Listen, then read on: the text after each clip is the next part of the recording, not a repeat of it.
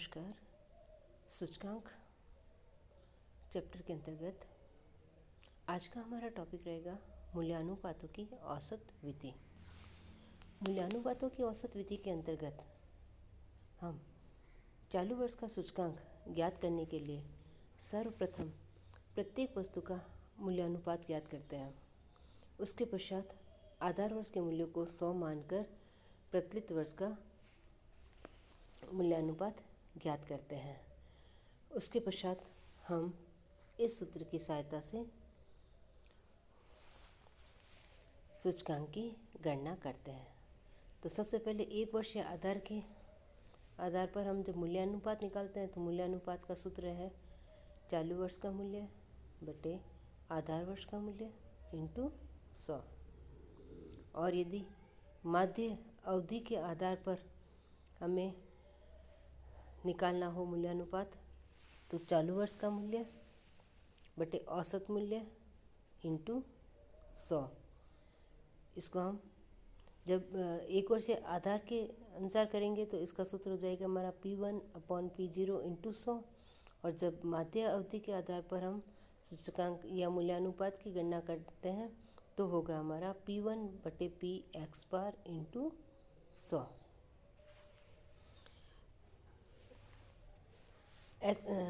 Are हमारा है मूल्यानुपात यानी प्राइस रिलेटिव। P1 है प्रचलित वर्ष का मूल्य, P0 है आधार वर्ष का मूल्य और Px है आधार वर्ष का माध्य मूल्य। अब इस विधि के द्वारा हम सूचकांक की गणना किस प्रकार करते हैं इसको हम एक उदाहरण की सहायता से समझते हैं।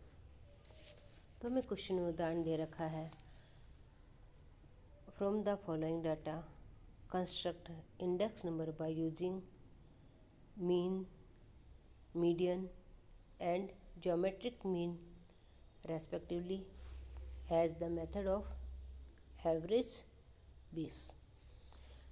यानी हमें समांतर माध्य, मध्य का, गुणोत्तर माध्य का क्रमशः औसत विधि के रूप में प्रयोग करते हुए सूचकांकों की रचना करनी है। तो इसको हम देखते हैं कैसे हल किया जाता है।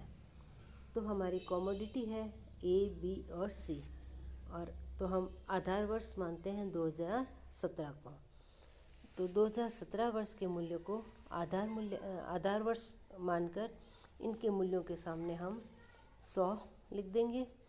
और चालू वर्ष है हमारे 2018 और 2019 दोनों वर्षों के मूल्य का हमें सूचकांक ज्ञात करना है। तो इसके लिए हम सबसे पहले मूल्यानुपात यानी प्राइस रिलेटिव ज्ञात करते हैं। तो इसको हम देखते हैं। तो कैसे कॉमोडिटी हमारी ABC हो गई, प्राइस 2017 का जो आधार वर्ष है हमारा 51, 7 और 30 हो गया। और जो हमारा आधार वर्ष है उसको हम 100 मानेंगे तो प्रत्येक कॉमोडिटी के सामने 100 लिख देंगे। उसके पश्चात चालू वर्ष एक है हमारा 2018। तो 2018 को हम कॉलम को 2 भागों में बांट देंगे, पहला मूल्य और दूसरा मूल्यानुपात का। तो 2018 का मूल्य है 73, 6 और 28। तो इसका हम मूल्यानुपात निकालते हैं। तो मूल्यानुपात होगा चालू वर्ष का मूल्य बटे आधार वर्ष का मूल्य इंटू 100। तो 73/51 इंटू 100। तो ये करेंगे तो ये मूल्यानुपात है हमारा 143। इसी तरह B का हो जाएगा 6/7 इंटू 100। तो ये हो जाएगा 86। इसी तरह C का होगा 28/30 इंटू 100 बराबर 93। तो इस तरह हमने 2018 वर्ष का मूल्यानुपात ज्ञात कर लिया है। अब हम लेते हैं 2019 वर्ष के मूल्यों को।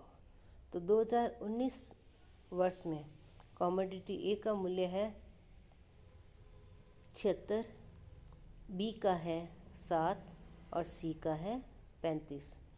तो इनका हम मूल्यानुपात ज्ञात करते हैं तो वही 76 आधार वर्ष क्या है 2017, तो चालू वर्ष का मूल्य बटे आधार वर्ष का मूल्य इंटू 100, तो 76 बटे 51 इंटू 100, तो ये बराबर हो जाएगा हमारा 149।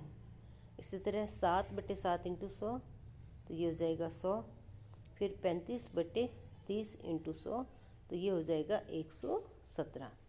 इस तरह हमने 2019 के मूल्यों का भी मूल्यानुपात ज्ञात कर लिया है। अब हम तीनों वर्ष के मूल्यानुपातों का योग करके फिर उनका औसत निकालेंगे। तो 2017 वर्ष के तीनों कमोडिटी का मूल्यों का योग है 300, 2018 के प्राइस रिलेटिव का योग है 322 और 2019 के कमोडिटी के प्राइस रिलेटिव का योग है 366। इस तरह हम योग लगा लेते हैं। योग लगा के अब हम इसका समांतर माध्य ज्ञात करना है, तो समांतर माध्य निकालते हैं। तो नंबर ऑफ आइटम कितने हैं अपने 3 हैं, तो 300 में 3 का भाग देंगे 100 आ जाएगा। इसी तरह 2018 का जो प्राइस रिलेटिव है उसका माध्य मूल्य आएगा 322 बटे 3, तो बराबर आ जाएगा 107। और इसी तरह 2019 के जो मूल्यानुपात है उनके मूल्यों का औसत आ जाएगा 366 बटे 3 बराबर 122। तो हमने इनका मूल्यानुपात का माध्य ज्ञात कर लिया है। अब दूसरा हमारा इसमें मध्य का निकालना है। तो मध्य का निकालने के लिए हम क्या करेंगे, जो मूल्यानुपात आए हैं ये हमारी कौन सी श्रेणी आई है, व्यक्तिगत श्रेणी है। तो व्यक्तिगत श्रेणी में मध्य का निकालने के लिए सबसे पहले हम मूल्यों को आरोही या अवरोही क्रम में व्यवस्थित करते हैं। तो इनको जब आरोही या अवरोही क्रम में व्यवस्थित करेंगे तो इस तरह से इसके मध्य का मूल्य 2017 के मूल्यों का आएगा 100 ही आएगा, क्योंकि तीनों कमोडिटी का मूल्य इक्वल है तो इसका 100 ही आएगा। अब इसी तरह 2018 के मूल्यों को जब हम आरोही क्रम में व्यवस्थित करते हैं तो पहला आएगा 86, दूसरा आएगा 93 और तीसरा आएगा 143। तो हमारा इसमें व्यक्तिगत श्रेणी में मध्य का निकालने का सूत्र क्या है, n+1/2 पद का मूल्य। तो n है हमारा 3 यहाँ पे, तो 3 + 1 बराबर हो गया 4, तो 4 बटे 2 यानी 2, 4 में 2 का भाग देंगे तो 2। तो दूसरे पद का मूल्य क्या आ जाएगा, दूसरे पद का मूल्य आएगा हमारा 93। तो 2018 वर्ष के जो मूल्यानुपात है उनका मध्य का आएगा 93।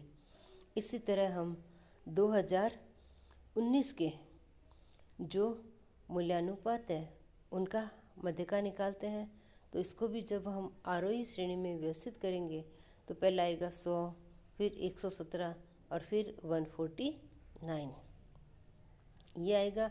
अब इसी में भी सूत्र हमारा वही n+1/2 आइटम की वैल्यू, यानी 3 + 1 4 बटे 2 बराबर दूसरे पद का मूल्य। तो दूसरा पद यहाँ पे कौन सा होगा 117। तो 117 हमारा 2019 के मूल्यानुपातों का मध्य का मूल्य हुआ 117। ये हमने दो तो समांतर माध्य भी निकाल लिया और मध्य का भी निकाल लिया। अब तीसरा है हमारे इसमें गुणोत्तर माध्य निकालना होता है। तो गुणोत्तर माध्य निकालने के लिए हमें लॉग टेबल का प्रयोग करना पड़ेगा। लॉग टेबल के आधार पर हम इनका लॉग वैल्यूज़ निकालते हैं और उन लॉग वैल्यूज़ को हम योग करके फिर समांतर माध्य निकालेंगे। तो लॉग वैल्यू निकालने के लिए हम लॉग टेबल का करते हैं प्रयोग। तो सबसे पहले हमारा 2018 और 2019, क्योंकि 2017 तो हमारा आधार वर्ष है तो इसका मूल्य तो हमारा वो ही आएगा, चाहे इसका समांतर माध्य ले लो, चाहे मध्य का ले लो, चाहे गुणोत्तर माध्य ले लो, तो सब मूल्यानुपात सभी समान है तो 100 ही आएगा। तो हम लेते हैं 2018 और 2019 के मूल्यों का लॉग वैल्यू। तो 2018 का हमारा जो मूल्य है ए कमोडिटी का वो है 143। तो इसका लॉग निकालने के लिए हम पहले तो कंप्लीट नंबर लेते हैं। कंप्लीट नंबर कितने 3 डिजिट है, तो 3 - 1 = 2, तो 2 पॉइंट। इसी तरह सबसे पहले डिजिट लगा देते हैं, हम कंप्लीट नंबर का डिजिट लगा देते हैं। बी कमोडिटी का है डिजिट 1 है और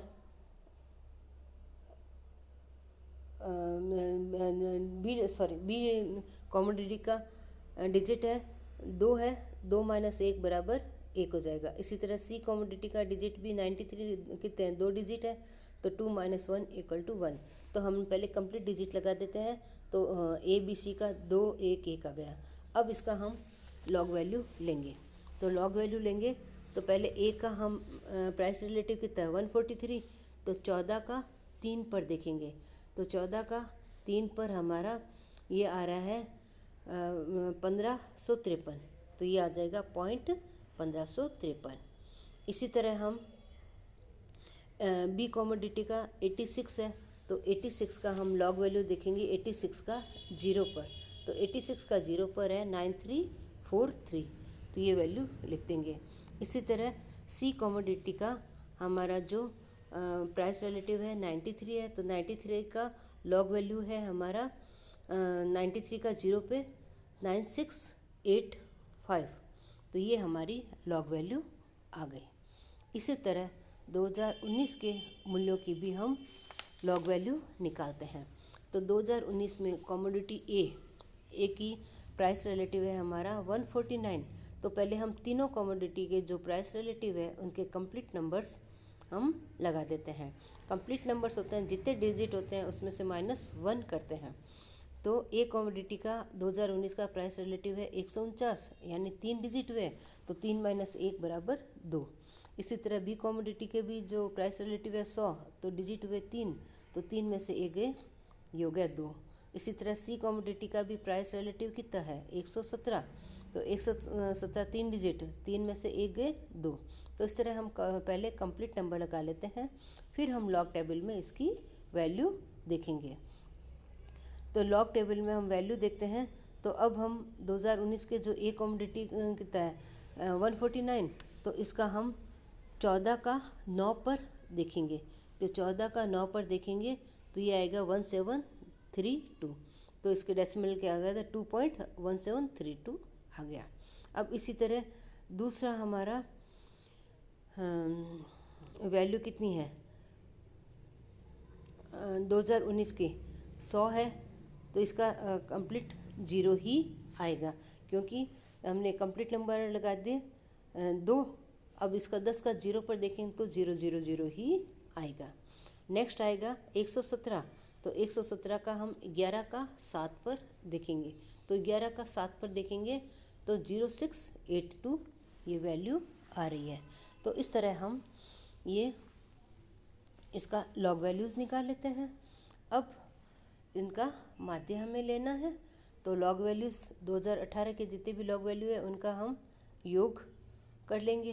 तो ये आया हमारा 6 साधारण योग होता है इसका, तो 6.0583 आ जाएगा।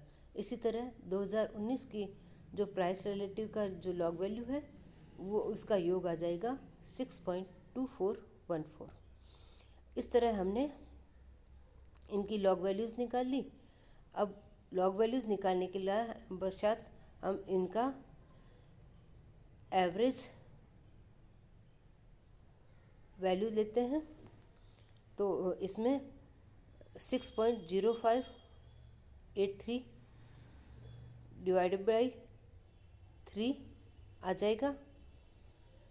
तो इस तरह से हम इसको जब और उसका फिर हम एंटी लॉग वापस करेंगे, यानी जो संख्या है हमने लॉग निकालने के लिए इसको कंप्लीट नंबर और फिर लॉग वैल्यूज़ में कन्वर्ट किया था, अब उसका माध्य लेकर हम वापस उसको एंटी लॉग में कन्वर्ट करेंगे।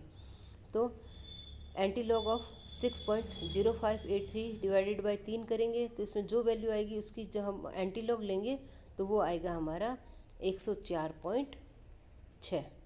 और इसी तरह 2019 के वैल्यू का भी हमारा जो एंटी लॉग करेंगे यानी सामान्य संख्या में वापस मूल्य निकालेंगे तो ये आ जाएगा 120.3। तो इस तरह हम मूल्यानुपातों की औसत वृद्धि के द्वारा सूचकांक की गणना करते हैं। धन्यवाद।